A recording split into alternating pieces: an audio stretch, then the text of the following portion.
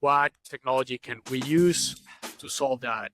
It's different than when we say, oh, this is cool technology. What can we do with video recordings, and how can we measure where the eyes are moving and if this person is lying or not, right? So it's great technology. Again, it's great demos and things that we want to know. But the reality is that candidates don't want to be put on a polygraph or lie detector every time they're interviewed. I think the main differentiator is that we're putting the candidate first. And when I say we're putting the candidate first, again, we want to understand why they're good for the job before applying any kind of filters. What we do is every time someone applies to a job, we send a link inviting them to actually interview with our platform, with our agents.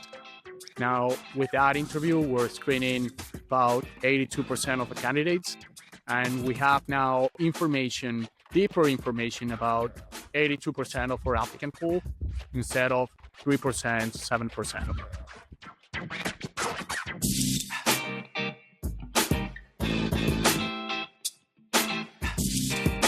The recruitment tech market is going crazy. There's one tool after the other, and all of them are AI powered. Most of them are competing on features and are implementing new features based on the technology available. You can even argue that they throw technology in without considering if this actually solves the problem.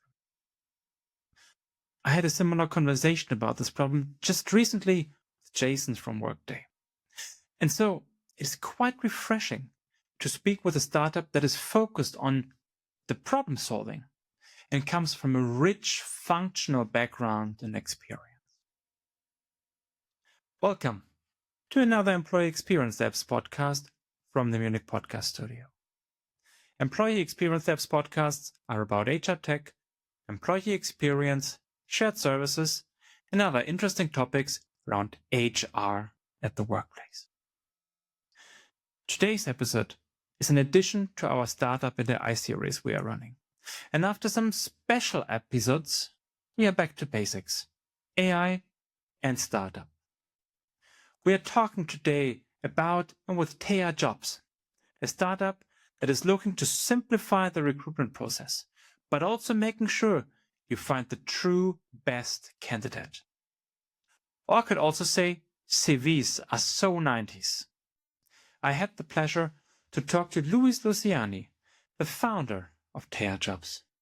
You will learn quickly that Luis is an absolute recruitment professional and brings a rich experience to the table that is refreshing.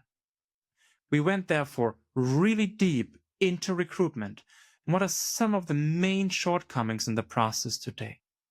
And of course, we went into AI and how it can enable better experiences and, most importantly, better outcomes. But why am I telling you everything already here and now? Listen for yourself. Luis Luciani, founder, Theia Jobs. Hello, Luis. It's so great to have you. I'm really excited about our conversation today. We had a few conversations already a few weeks back, and I'm excited since then for our recording. Hello, how are you? Hi, Volker. Great. How are you? I'm very excited about being here and very grateful for the opportunity and interest in what we're building and what we created. Exactly. No, I'm good. Thank you. I'm excited about that because we talk about your startup, about your company in a bit, and it's a really exciting idea that you bring to life and a really exciting topic, particularly also for the audience of my podcast. But Luis, before we get there, let's introduce yourself a bit. Who is Luis? What have you done so far? What has shaped you to get you where you are today? Awesome. I think that's a very deep question to start with. So, and I say that because I come from I believe that everything that has happened in my life has shaped me and gave me what and take me to where I'm at today. I can say that my 23 years of experience as a headhunter and owning a headhunting firm is has given me a big insight in the recruiting field and talent acquisition. Uh, Also working with particular clients, some of them Fortune 500, some companies that you know pretty well, uh, and the experience of talking to each one of those talent acquisition leaders and CHROs have been part of it. But I can also say that being a triathlete has given me a lot of the tools just because of the obsession on measuring everything in order to make it better. Uh, so so that aspect as well, being the father of four, giving me a lot of motivation and a lot of purpose in my life. Uh, and Studying finance in school uh, Wow. with a minor and specialization in financial engineering probably gave me one of those fixations on trying to see correlations on things that there might be or might not be, but I don't know if I don't try it, right? So That's amazing. And Lewis, I love the connection between triathlon and KPIs and measuring. That's amazing. It when you talk about it, it makes just perfect sense. But I would not have realized myself. That's a great one. yeah, there's a famous speech that where Steve Jobs talked about connecting the dots, right? And he Yeah, says yeah. that it's not possible for us to connect the dots in the future. We can have a vision and try to go for it, but we can only connect the dots were in the past. I do meditate a lot, and I do try to focus on and try to see what have built me and be thankful for what I've had. So I think that has helped me connect the dots and understand where I'm coming from. Amazing. And now, not talking about where you're coming from, but where you are today. You're the founder of Theia Jobs. And before talking about what that means, let's introduce your company first. Theia Jobs was founded to address challenges in recruiting, particularly. How did you identify these challenges, and what are the challenges that you have identified? Perfect. So the main challenge that I identified is on talent acquisition is that we're not actually hiring the best people, and that's challenge and that's a problem that we're fixing and that we're onboarding on. I created Taya as a solution and as a process initially for the staffing firm and the recruiting firm that I ran. I owned for 25 years. Seeing the pains and the headaches and the frustrations on several jobs, either if we make the placement, I still had and felt a lot of frustration on did we find the best candidate? Can we make sure that it was the best candidate? How do we know other than yes, a person stayed there for 3 years and it was fantastic, all that. How do we know that it was a fair process for everyone? So, how did you then come to the conclusion, hey, I need to found a new company to go about that? And what does Theia mean? What does it stand for? We and I said we, me and my co-founder Fernando, we started building automations within or the recruiting company, uh, Hmm. and that led us to finding solutions, finding ways that were very customized to what we were needing. Uh, Eventually, one of the things that happened was that we went to some of our vendors and to some of the conferences and talked to vendors there about what we needed, and we realized Hmm. that what we needed was 2 years ahead of what they were working on, right? Wow. And to be fair, there's great technology, but Yeah. the specifications that we were looking for weren't there in the market. Uh, so we started creating that ourselves. We started playing then with AI when it came in to market. before it was made mainstream uh, in 2024 wasn't great. We wouldn't get in great answers and great results from it, but we Mm-hmm. knew it was kind of a step forward, right? It was Mm. something to keep exploring. So late 2024, I made the decision to spin off the company and create Theia. So the recruiting business still going, fortunately, and I onboarded on Theia full time. So I'm committed to it now. What it means, Theia comes from the Greek mythology and is the goddess that help us to see and value things, things like Ah, gold, things like gems, right? So now in the year 2026, Theia is a company or is the function of seeing value, seeing the talent, seeing those hidden gems. very interesting. I didn't know that. I learned something. That's great. And it's for someone who has Latin in school. So I should have probably known, but I didn't. Thank you so much, Louis. Let's talk closer and more about the product, about Terra. Maybe we start with the elevator pitch. What's in short the elevator pitch for Terra? We help we help companies see talent beyond resumes and keywords. Mm. That's what we're doing. We are moving away from the traditional ATS Boolean search. Here's my job description. Who are the good candidates for it? Uh, Based on the resumes.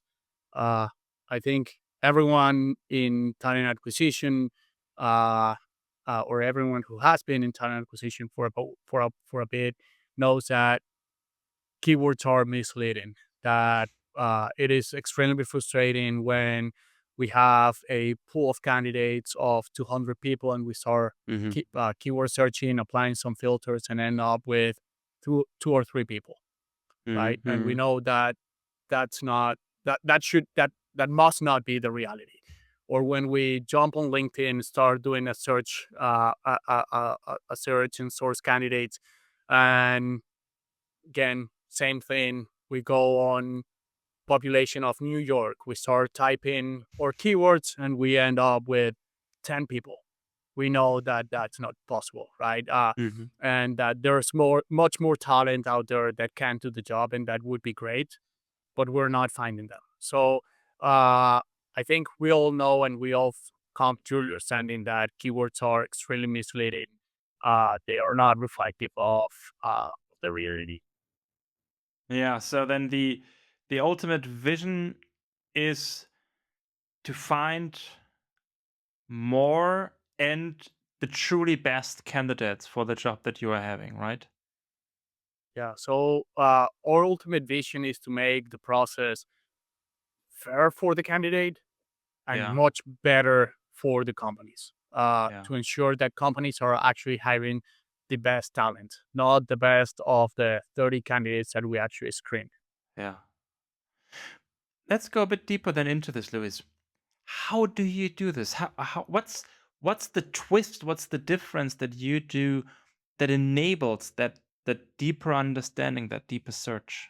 I think that's one of the main differentiators again from how we're approaching the process.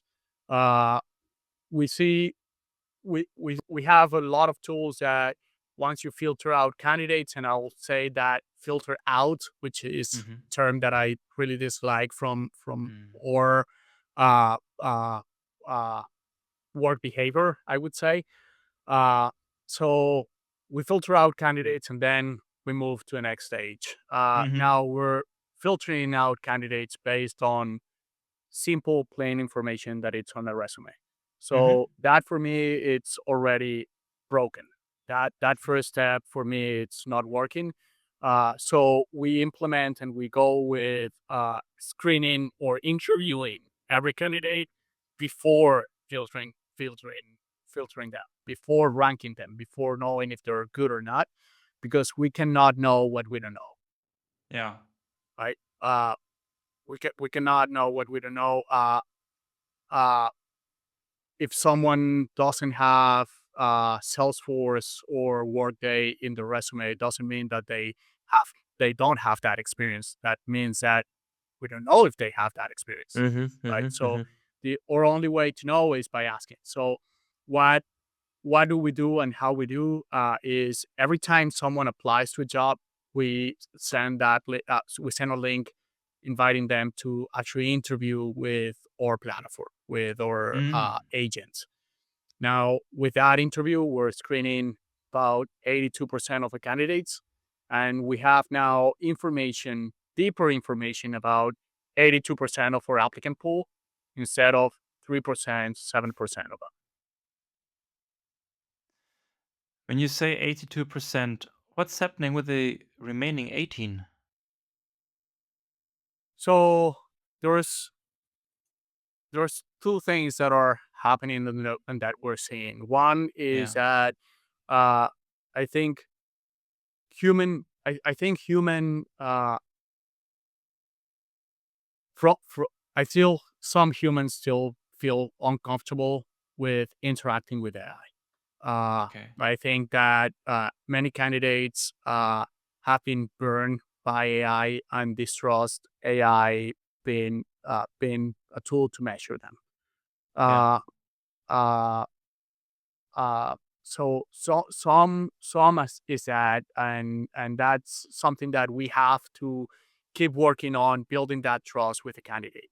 Mhm, Uh, mhm, mhm. and I'll go deeper on what we do in terms of the channels for that interview, which make a lot of difference between having 3% engagement from the candidate side to 82% of Mhm. engagement on the candidate side. But the reality on that 18% is there's some aspect of that of distrust of AI from the candidate side. The large A large part of it is candidates that apply to a job that they're never interested in following up Ah. or following through. Mhm. We've seen that several times, and we talk to candidates that as soon as we have them on the phone, they'll say, "Yeah, but I'm not interested." So why did you apply in the first place, right? So we still see a lot of that, and some of them are people that apply to a job knowing that they're not a good fit for it Mhm, from mhm. the get go, and just being having the opportunity to interview instead of being an opportunity for them to showcase their experience would be an opportunity for them to show why they're not good, right? Mhm. So they're not investing their time. It was kind of a long shot for them. Uh, so that's where the Interesting. 18% lays on. Yeah. But Louis, honestly, 18% is nothing if you compare to the 3% versus 82% that you can really make the difference on with or without. Yeah. Um, Yeah, and today we're uh, on any regular process, we're talking to 7% of our applicants at the most. And that's without going to extremes. yeah. A couple of years back, Mr. Beast posted a job up for a recruiter. I'm pretty sure many in your audience have seen it, and you probably saw it as well. In a single week, it got 34,000 applications in a week. It would take a full team of talent acquisition of 20 professionals about a year to screen all those candidates. Mm, mm. Would It would take those 20 recruiters a year to interview 80% of those candidates. Now, our platform can interview them as soon as they apply, and that we will be able to say, okay, now here's the rank. Here's who are the best candidates for the job. Here are the ones that are not so good for the job, and here are the ones that I might want to take an opportunity and take a look at them. Absolutely. And it's, I mean, even if the human can interview everyone, there's no chance that you can do a proper ranking of this many, CVs that you have looked through. Mhm. So there's this in immediate effect that I see. But so how does it then work practically, Lewis? I apply. and then I get an invite for my AI interview. What's happening there, and what's happening afterwards? So once a candidate apply, they'll get an email with an invitation to apply to complete their interview. We follow up with them via email and text to make sure that they complete that interview. Now, for the candidate experience, the the interview takes place either in text or voice. We don't do Mhm, mhm, video interviews, and mhm, that's part of the reason why we actually get to 82% and not mhm. 3%. Uh, Yeah, yeah. People are more afraid to be in front of a camera and to Mhm. talking to an avatar is still kind of creepy for all of us or It a is. large majority of us. Uh, so uh, so yeah, we don't do any video interviews. I do see a lot of great technology that can be applied to it and that is applying video interviews. But it's about the candidate, right? At this point, it's Mhm, about making sure that we give a fair chance to a candidate. We want to make it for everyone to tell us why they're good for the job, to tell us what is it that they know they're good for the job that we don't know, right? mhm, So we give them that opportunity to jump on that interview. It is an interview that normally would go between 5 and 8 questions, and these are not screening questions. These are mhm, mhm, first there are pretty deep first round interviews. mhm. It would take the candidate about 35 to 45 minutes to complete this interview, uh, where they're talking about in depth about their experience, knowledge, what they can bring to a table. They're presented uh, scenarios where they uh, have to give complex answers. Right? Yeah, It's yeah. not yes or no. It's not formularies or pre-established questions. Or agents creates customized interviews for each one of the candidates. Mhm. And then what's happening next? So the interview took So place, it's probably transcribed. What's the next step? candidate candidate receive immediate feedback about the interview. Mhm, So our agent provides feedback to a candidate based on the skills that we're looking for and the mhm, scorecard that mhm, we have for the job. So it won't tell the candidate if they're moving forward or not because it's not mhm, the platform's decision, and we can talk about that and regulation later. But it's not the agent's responsibility to move candidates forward or not. So the feedback comes in the form of here's what we're looking for. These are the skills that we're looking for. You answer pretty accurately and scored pretty high on this too, mhm, but not so much in these other three skills or mhm, competencies that we're looking for. You're probably not the best or the strongest candidate that we have in the pool, right? So we're not necessarily telling them that they're moving forward or telling them we're setting expectations so mhm. they don't feel terrible if they don't get the call from the recruiter in the next round, right? If they get that email saying, "Hey, unfortunately, we're not following or with your application," at least I know now that it's because of these three skills that were measured objectively I applied. And the information then, the outcome will be handed over to the recruiter So, together with all so other the candidates correct. that were interviewed, and the recruiter has a much better information to take the decisions from, or how does that work then Correct. afterwards? Correct. So afterwards, and once the candidate receives the feedback, the candidate can jump on different platforms on a different side of a platform and see the progress and if there's follow up interviews and all that, just to keep them kind of fed other than via other way rather than email. Now for the recruiting team, that's where magic begins, right? Now the Ah. recruiting team still see the whole applicant list. So we're not Mhm, shortlisting candidates. We're not making decisions on your applicant pool. We're providing the information and insights on your applicant pool for you to move forward. So we rank the candidates, top to less great candidates, uh, based on the scorecards that we define or that we created when we created the job. Mm-hmm, Uh, mm-hmm. and the recruiter now can not only see uh, the summary of the candidate and have insights about each one of the interviews, but can interact with our agent, the same agent that interviewed all the candidates, and get even deeper answers about each one of the interviews, or have a vision of uh, the general applicant pool. Mm-hmm.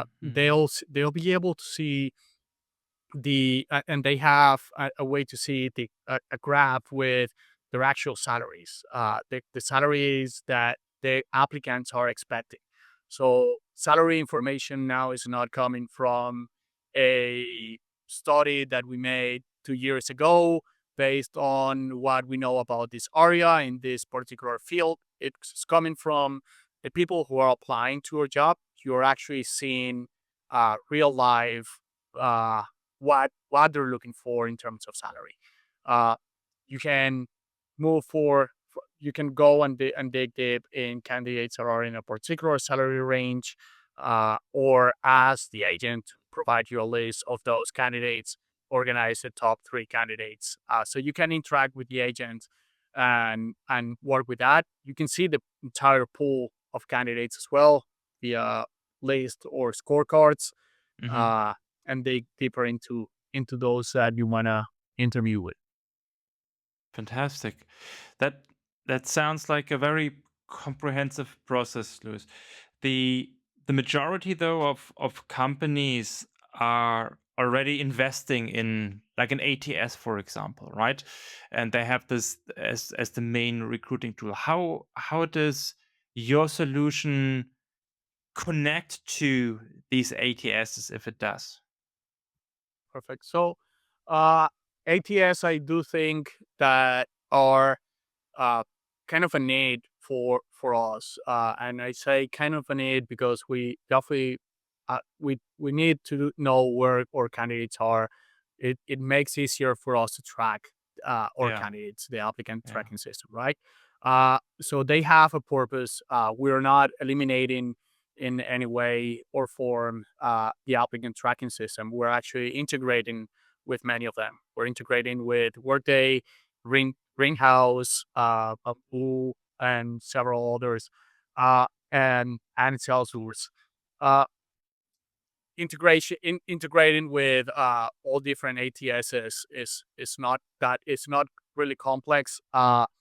It's understanding how the company is actually using it, right? And yeah, the one yeah, piece yeah, that is currently missing, or would be missing by simply integrating with the ATS.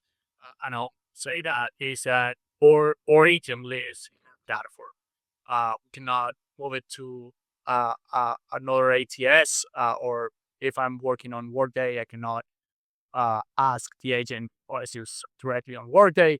Uh, yeah, but or I can ask Workday, but I cannot ask ISA, which is or interviews for agents. yeah. That's really helpful.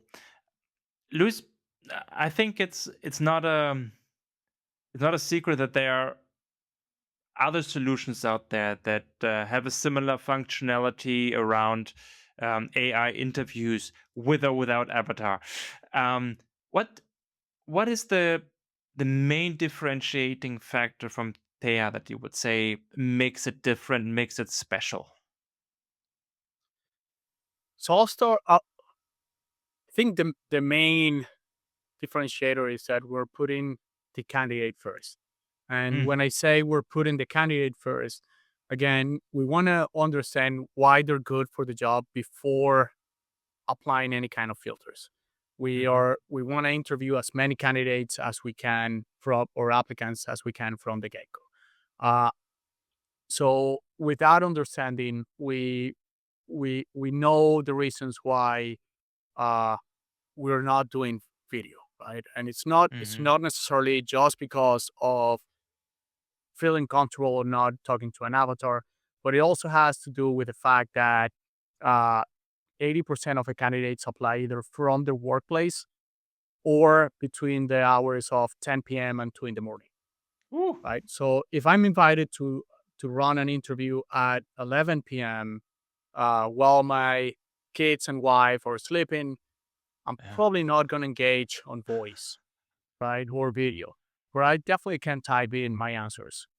If I apply to a job from my uh, office and my coworkers are around and I get that invitation to jump on an interview, I probably won't do either voice or video, but I still can type in my questions, my computer in a discreet way in the corner, right? And that's some of the realities that we see now. The the I think the other main point that differentiates or solution that from the market is exactly that approach on technology versus solution. I heard recently uh, uh, someone talking about the the the adoption, right? Yeah. And I think there's great technology that do great demos, and I do think that there's a lot of benefit on great technology that many of our competitors are using uh, for many things. Now, adoption is not only adoption from our talent acquisition teams, it's also adoption from the candidate The side, applicants. right? So when we approach the problem from or when we approach the solution starting from the problem and what technology can we use to solve that is different than when we say, oh, this is cool technology. What can we do with video recordings and how can we measure where the eyes are moving and if this person is lying or not, right? Uh, uh, so it's great technology. Again, it's great Yeah. demos and things that we want to know, but the reality is that candidates don't want to be put on a polygraph or lie detector every time they're interviewing, right? Yeah. So I think technology-wise I think the main differentiator is our approach. We're using technology to solve a problem. When technology changes and evolves, we'll be evolving our solution with it, rather than, hey, here's great technology, let's solve something with it. That is really great, Louis. And yes, you're right. There's something around featureitis versus adoption, and adoption always wins against the features. But what it also tells me, and that I find very refreshing, you you you try to put the applicant and the company on like a on an adult to adult conversation, right? It is everyone or both parties have the same rank, the same level. It's not that there's, as you said, like an interrogation or anything going on, or a going in position by the company to be suspicious around the candidate, right? As soon as you have those technologies that, I don't know, track the eye movement or how long your pause is before you answer, um, that doesn't Doing this. sound, yeah, yeah, that doesn't sound like even even leveled anymore. That's no longer an adult to adult. And who wants to work for a company? Who wants to engage with a company that doesn't believe and doesn't, trust me as a human being, right? That's a good point. Now, I would like to dive a bit deeper into AI, Lewis, because particularly in that specific area that we talk about now, right, talent acquisition, the the interaction there is very human based. It's very sensitive. It's high interaction, and AI still has, I would say, a few watch out areas, a few difficult areas um, that need to be taken care of. May it be around hallucinations, may it be around bias. How how do you think about this, and how you take care of that in Theia? Yeah. Uh, so one of the things to to be very upfront with in terms of AI and hallucinations is that uh, language models are pretty much uh, intelligence that find the best logical word that's Yeah. coming next, right? So it's putting words together that make sense in a logical way to give us the answers that we're looking for. Uh, so the way we ask the questions, the way we prompt the agents are are are very still play a very particular role. Hmm. The way we ask the agents to memorize things plays a very particular role as well. Uh, uh, the correlations that we want the agents to remember or to build are very important as well in terms of bias. Now, hallucinations they might happen, they would happen. Uh, uh, we are building processes, and I think everyone that's working in AI in talent position is building processes to minimize that to pretty much non-existent hallucinations. Examples is uh, an agent, and going back to AI, is an agent that Yeah. after everything, before showing the actual user the final answer, it will read again and make sure that it makes sense. If it doesn't make sense, it will reassess and rerun again, right? So, Mm-hmm. kind of preventing themselves from lying or from hallucinating. Uh, now, bias is something that I've always been intrigued on, and I'll say that from from the perspective and from the experience on, it is something that we want to avoid in most cases. And Hmm. I'll put that in quotations. In most cases, some other companies don't care much about it. Uh, uh, uh, but But the reality is that for what we're seeing, uh, we are getting we're getting bias that it's less intense than human bias. Uh, we're Mm. getting bias, but it's less intense than the human bias, right? And when I say this is to say that we probably don't want to admit it, but we have several biases in our in the way we think, in the way we approach things. Uh, and it might not be based on all the conflicted or regulated areas, but I might strongly disagree with someone who thinks differently from me in exercising. So if they don't exercise, they think different from me. I don't like them that much, right? So to use uh, an hypothetical example, uh, but the reality is that we are filled with biases, and what we're seeing in AI is that those biases, or they're still biases, but they're less intense than than human bias. Uh, and it goes from the average to extremes, right? At which we won't see in AI. There's no Yeah. extremes in AI. There's not bad days for AI. There's not uh, traffic or car accidents or spoiled kid in the morning before going to school or The argument with your significant wife other or your that, husband, yeah. exactly. So Yeah. there's not bad days for AI in Yeah. that sense. So they it will always measure the same way.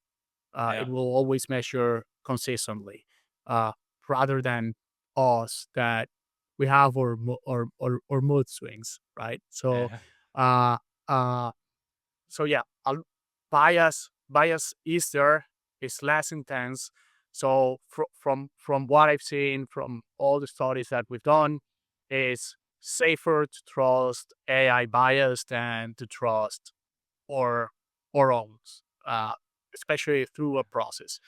Uh, you also mentioned the human aspect of the process that we're onboarding, and that's particular particularly important for us because uh, what we're doing at Theia is showing the talent that we want the talent acquisition team to keep moving forward with. We're not seeking to replace the interview process with our Mhm. platform. We're we're we build a platform with the intention of showing the talent acquisition team the right people, the people that they want to talk to. Now, bias also, and going deeper into that, because again, it's something that fascinates me to to to to to jump into. Uh, uh, Bias is when we regularly ask, or put things in a simple field perspective. And I'll talk about simple fields the way it's built on applicant tracking systems, right? So when we look for a candidate and we check for communication skills, so who have what 5 out of 5 communication skills? Well, guess what? How do we measure communication skills? How do we know that those are the right communication skills or the right type of communication that we're looking for in our company, right? So within our platform, you can ask is and say, okay, I'm interviewing on our last round, or we interviewed in our last round, Volker and Luis. Can you tell us a little bit, or can you tell me a little bit about their communication styles? Can you Mhm. tell me how they would affect or how they work in my team? So it will go on things like, well, Walker is uh, more direct. It goes straight to a point. Uh, doesn't uh, doesn't distract the team from the actual goal by giving them a simple fixed task, right? On the other side, Luis is very talkative, provide tons of examples, and we'll make sure that everyone gets a point by providing real life examples for every possible scenario, so they don't have any kind of doubt, right? So it's two complete different communication styles. Now it is on the company to decide, okay, this is the type of communication that we need, that we like. This is not what we're looking for, right? So it is it is changing the way we search for candidates, the way we talk about candidates and their Very skills. interesting. And Luis, you I got me. I am straight talker. I am straight to the point. It was a good characterization. But you make a very good point. I mean, apart from the fact that this way of better understanding, better examining the different candidates and their approaches, which I find very fascinating.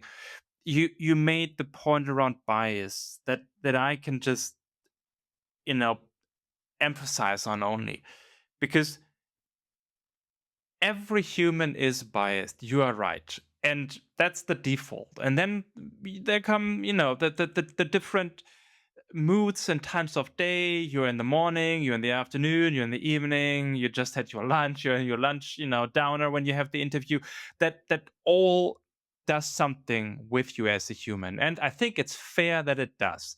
But it also impacts the interview, it impacts how you analyze, it impacts the outcome of your assessment. And that is honestly, I don't think this is fair because you will, as a person, and probably rank or rate someone different depending on what was your mood, what was your state of mind during the interview. And then you have, I don't know, 50 other recruiters who also interview candidates, and they also come then with their different biases. So that is a very biased process.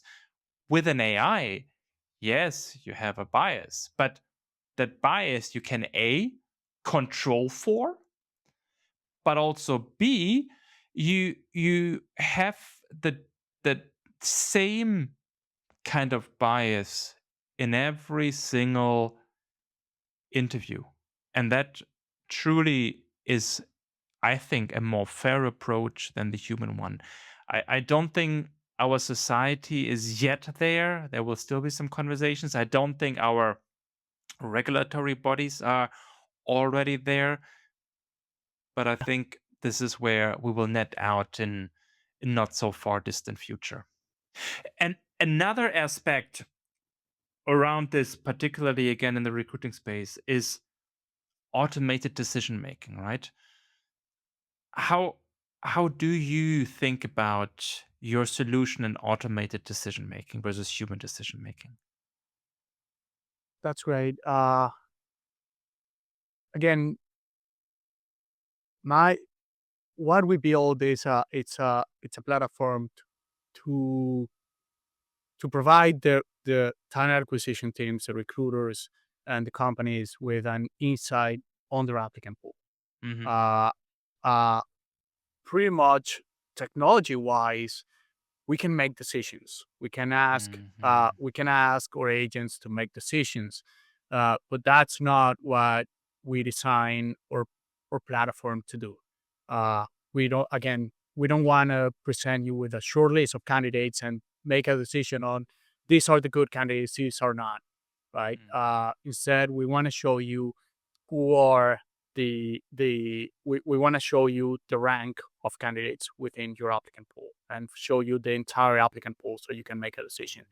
Uh, Few examples of how of what you see in our platform in terms of that decision making or how it contrasts with the decision making is that we've had we've had candidates that when the AI analyzes the resume, uh, it flags him as good candidate. It's a Mhm. Mhm. fair candidate. It's not a great candidate. It's a fair good candidate. After round first round interview and after the round of the interview with our agent, it might rank that candidate as a excellent candidate with 4.8 out of 5, right? And then on the second round interview, which is made with a human in a conversation like this, uh, uploads the transcript, and our agent might notice and say, "Hey, this is actually the top candidate. This Mm. candidate is great," right? Uh, we also share with within the resume side of it who are hidden gems, right? And what we're seeing there is pretty different from our typical ATS filters, where we Mhm. get short lists of who the best candidates are, right? And again, we're about providing information to determine who the best talent is, Mm. not filter candidates out. So when you see the resumes of candidates who haven't completed their interview, you'll see that we have those potential good candidates, potential fair candidate. And we talk about potential because we don't know, right? Mhm. Until we Mhm. Mhm. interview them, for us, it's potential. They're potentially good. And after the interview, we can realize that they're actually not good at all. Uh, uh, and that has happened a lot uh, because of buzzwords and keywords on resumes, right? It looks great. It looks like the right experience, but when we talk to that person, actually not good, right? Uh, but we also show potential hidden gems, and these are candidates that probably are lacking. We we still see often in job descriptions that we need someone with 10 years of experience, right? And Yeah. this might be someone with 6 or 7 years of experience, but with a trajectory that it's outstanding, right? A Mhm. growth and promotion rate that it's outstanding now, and has the knowledge, has everything else, and probably needs 2 months training instead of Mhm. 1 month Mhm. training, right? So now we have a potential hidden gem of someone who's actually not fully on board, but potentially the best candidate that we may have in the applicant pool. Yeah. Very interesting. So in the end, your solution is trying to stay as objective as possible and giving the recruiter the information to make a better decision without without a prejudgment basically by it, right? It will give Correct. you everything, and you as a human need to decide. Yes. Yes. So we're again, and this comes from that, and going back to the regulatory space is that even here in the U.S. we have several states where AI is not allowed to make Yeah, any kind of decisions in the yeah. recruitment process. Europe is even more towards that and more strict in that aspect. Our solution again is to provide information. We Mm. want the recruiting team to have the right information to make the right calls. Uh, Mhm. to I think we are already given a lot of decision making when we play with filters and keywords and make the decision of not consider 95% of our applicants because they're missing a keyword. Or not even being able to look at their CVs because it's Yeah. too many. Yeah, Yes. yeah. Now, brilliant, Louis. Time flies when you have fun, and unfortunately, we are already towards the end of the time that we have agreed. But if you don't mind, I would like to ask like two closing questions. When we take everything, and maybe the first one is a bit it's a bit progressive or provocative even. When you think about the future with everything that we've talked about today and with everything that you've known from all of your experience, when then you think about the future of talent acquisition, let's say in 3 years from now, what will it mean for companies? What will it mean for HR? What will it mean for employees and candidates? And the question, to make it a bit more provocative, will we still need recruiters, or can your solution directly interact with a hiring manager? Yeah. So my my vision is that we will still be looking and have the talent acquisition in place. Uh, Mhm, I think talent acquisition goes beyond just identifying one candidate, right? mhm, It also has a lot to do with our employer branding strategies. It also has a lot to do on how we attract the right candidates, about how we're building the culture from the people that we're hiring. So not necessarily from within once they're within the company, mhm, mhm, but bringing the right person that will shift the path of that culture. So I think I think talent acquisition will be way more strategic than task making on, well, this week I have to do 40 calls on make sure that candidates are within our salary range, that they're okay with the commute, and that they meet these three criteria. Right? I think we should be past those days already, and we have the technology to do it. In the future, again, I think that talent acquisition is getting it has the opportunity right now to move to a way more strategic uh, uh, piece or seat at the table. Uh, in the future, overall, and probably 5-10 years from now, and this is one of those that might happen and foresee it and it's a genius, or might not happen and will be completely different. But I do see a world where the technology or the format that was invented 550 years ago by Leonardo da Vinci, saying or sending a letter to the Duke of Milan saying, "You should hire me for and have me on payroll because I have done this.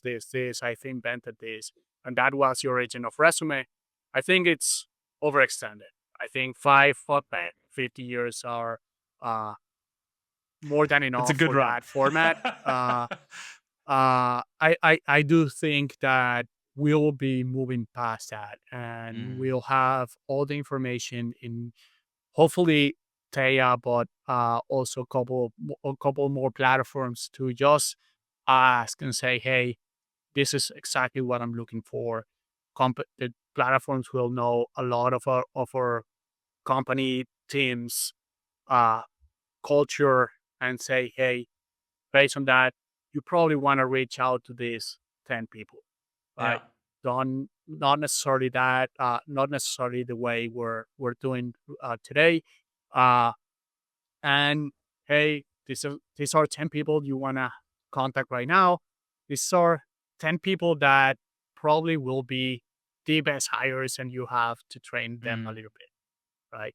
So I think technology will move from will change significantly how we approach recruiting today with or uh, I would say filters in ATSs and keywords and reading resumes. Amazing, Luis. It sounds like a very interesting future. When you think about the today and the final question, what are the top three challenges that you see we need to overcome to get to such a future? So I think the first one is to understand that from what we have today, we know pretty much nothing about the person on the other side. We know pretty much nothing about the candidate. Uh, uh, so we want to give them the opportunity to tell us why they applied for that job. We want to give them the opportunity to understand why they think they're great for it. Uh, so that has to change. That I think is changing. Uh, Again with our platform, uh, and and the way we see and the way we see skills on a 2D format, meaning it is a skill and it's 1 out of 5. Uh, right? There's no skills that are 1 out of 5. There's no leadership that it's 1 out of 5. Right? It's leadership styles. Right? We have a lot of psychology put into leadership, into communication, into those soft skills, and then hard skills are, as well. Can be ca- ca- cannot be measured, shouldn't be measured in a two-way format. Mm. Uh, and then the last one, I think, which is a challenge that we'll overcome, is to stop seeing AI on the recruiting side as a tool to to filter out and to remove candidates, and see it as an opportunity to actually discover and uncover talent Mm. within our applicant pool. For visibility. Amazing. Luis, thank you so much for the conversation. Thank you so much for talking to me about AI, talking to me about Theia. Very interesting solution. Amazing. Have a wonderful Thank you rest very of the much, day. Volker. Thank you very much. I really appreciate it. Thank you for the curiosity and the approach on what we're building. Appreciate it. Thank you so much. Have a lovely day. You too. Bye. Goodbye.